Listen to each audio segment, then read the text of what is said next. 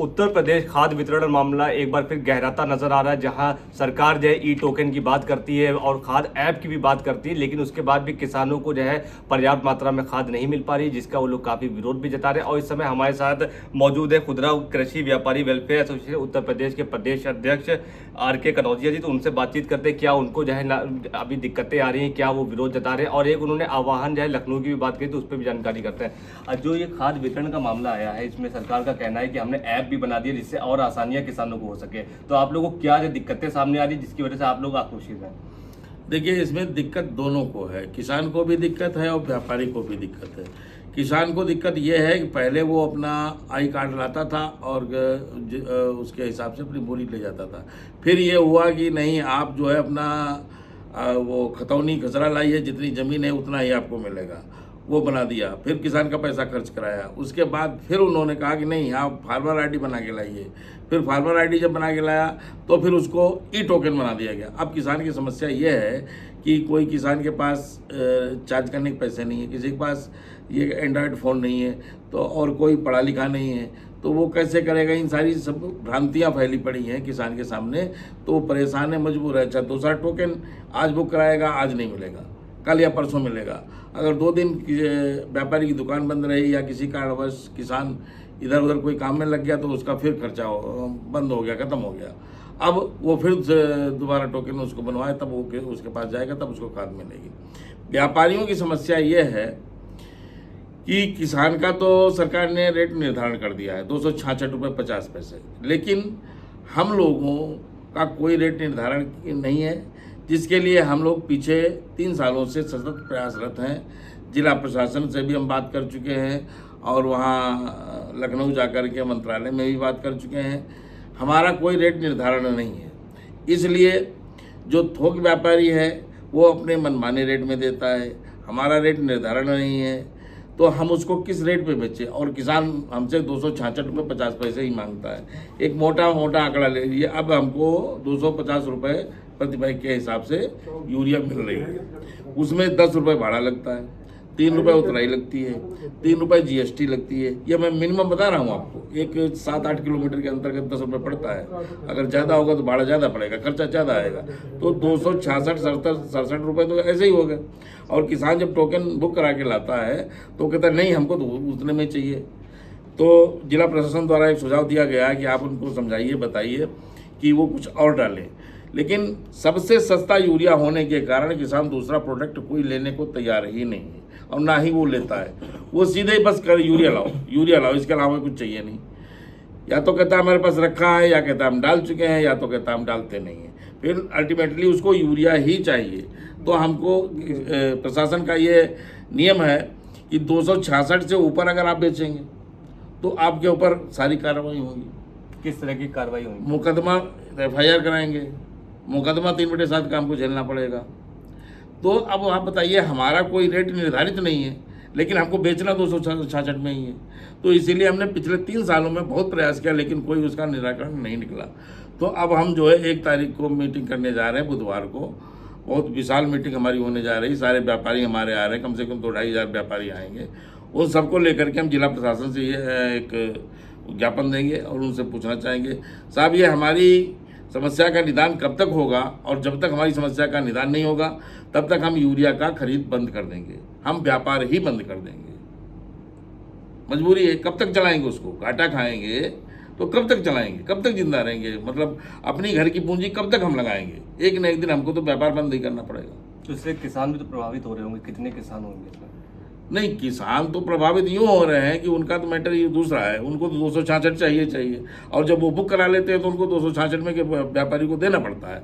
अगर नहीं देते हैं तो तुरंत वो जो है SDM साहब फोन लगाता है, DM साहब फोन लगाता है, तहसीलदार को फोन लगाता है, या किसान साहब को फोन लगाता है जो ब्लॉक लेवल पे होते हैं। तो उसका तो काम हो जा रहा है, लेकिन घाटा हम लोगों को झेलना, व्यापारियों को।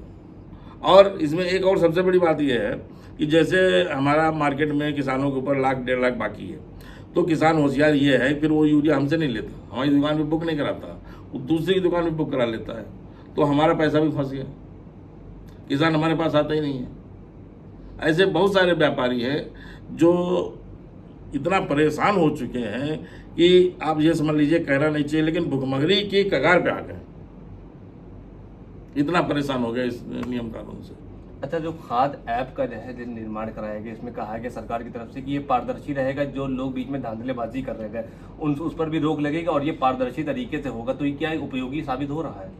उसका भी मैं आपको बताऊं, मान लिया किसी के पास 2 बीघे ज़मीन है, ठीक है, उसने बुक कराया, तो उसमें ऑल ओवर इंडिया की क्रॉप्स है। जैसे हमारे यहाँ मेनली गेहूँ, धान और गन्ना होता है, लेकिन कहीं कहीं पे केला होता है, अंगूर होता है, टमाटर होता है, अन्य की फसलें होती हैं। अगर वो फसलें डाल दीजिए तो वही ऐप डबल यूरिया उठाता है।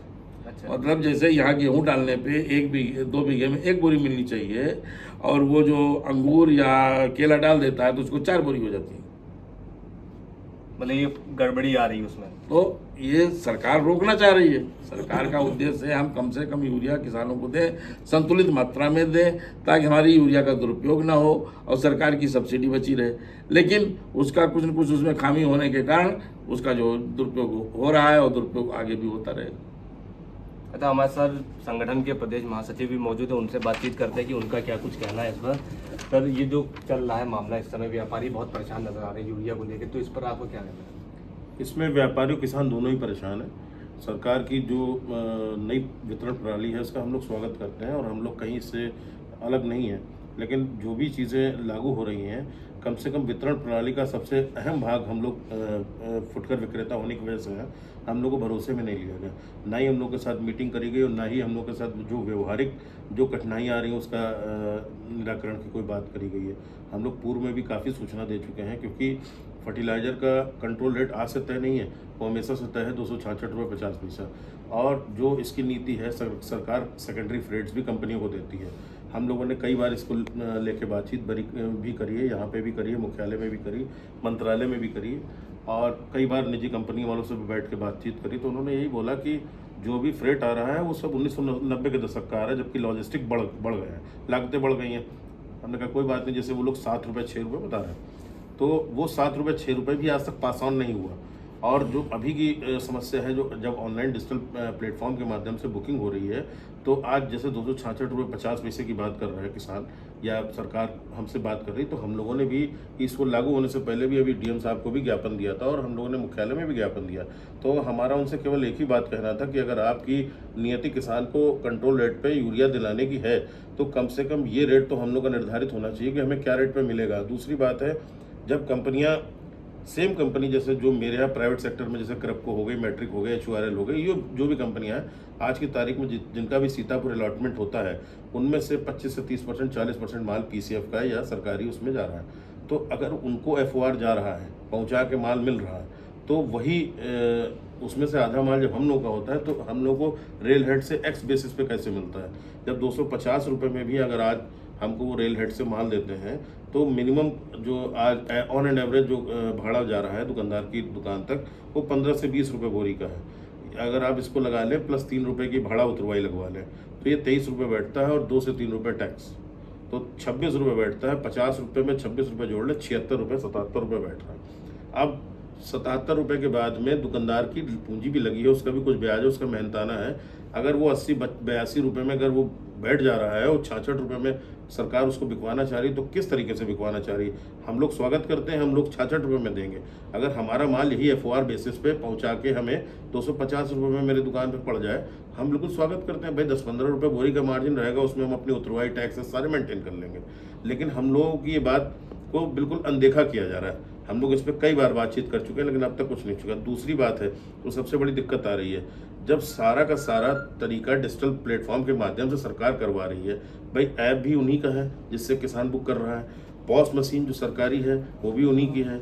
जब सरकार उस ऐप से बुक करती है, तो उसमें फार्मर ID में सर्वे में उनकी ज़मीनें सम्मिलित होती हैं, उसी आधार पे उनको फर्टिलाइजर का अलॉटमेंट होता है, और उस अलॉटमेंट के आधार पे ई-टोकन की व्यवस्था है, और हम उस ई-टोकन को स्कैन करके उनको पॉस मशीन से माल देते हैं। ये दोनों सरकारी प्रणाली के अंतर्गत है।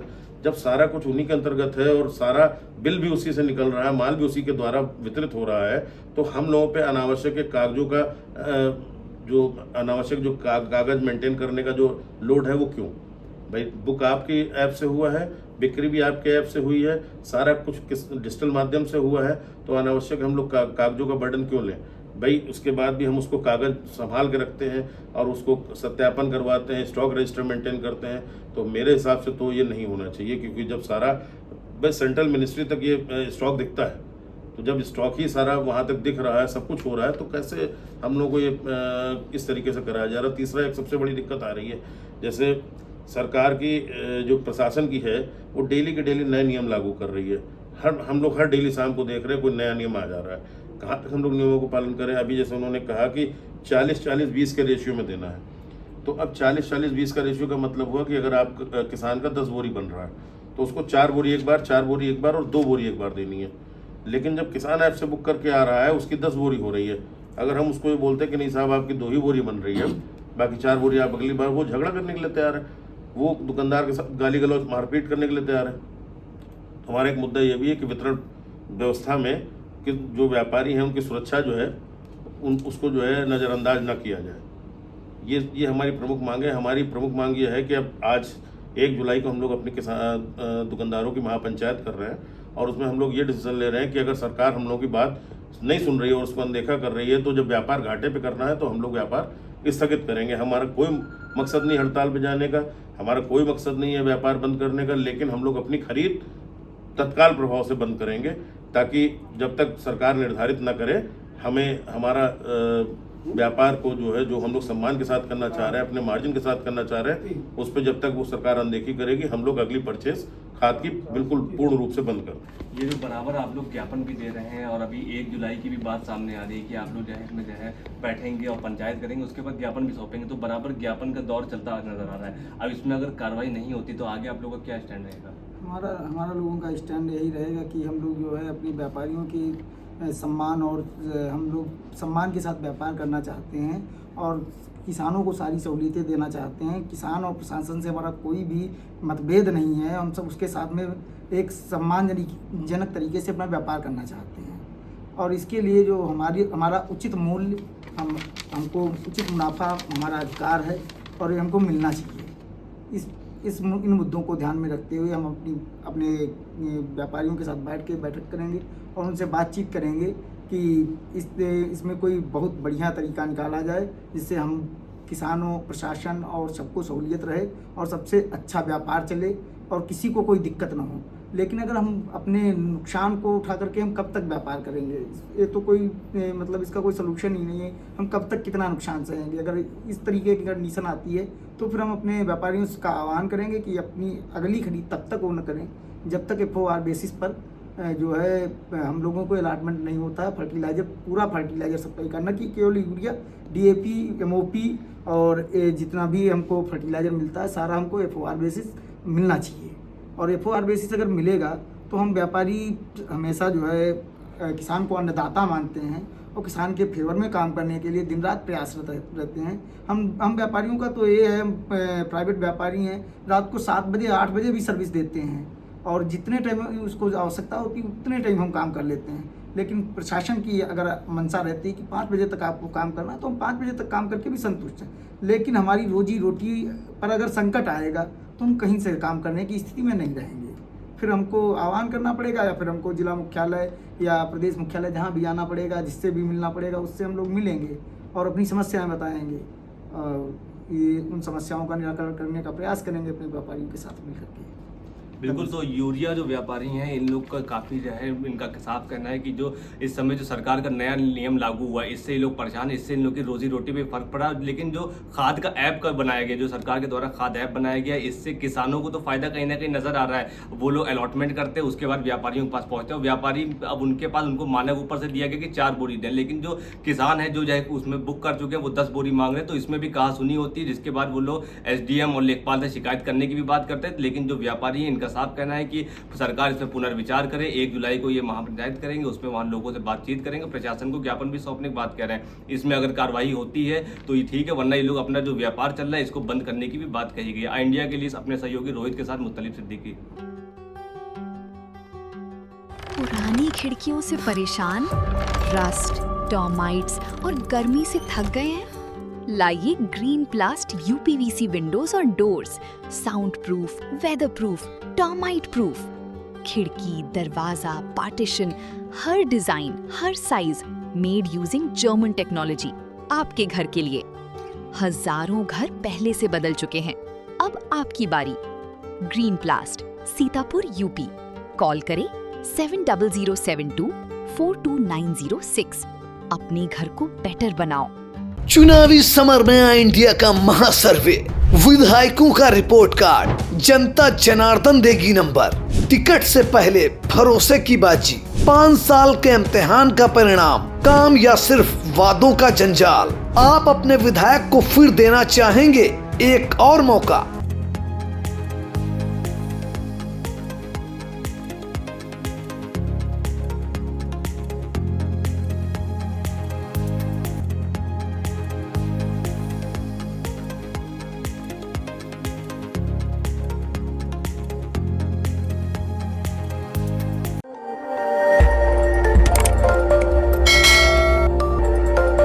खबर आपकी, नजर हमारी।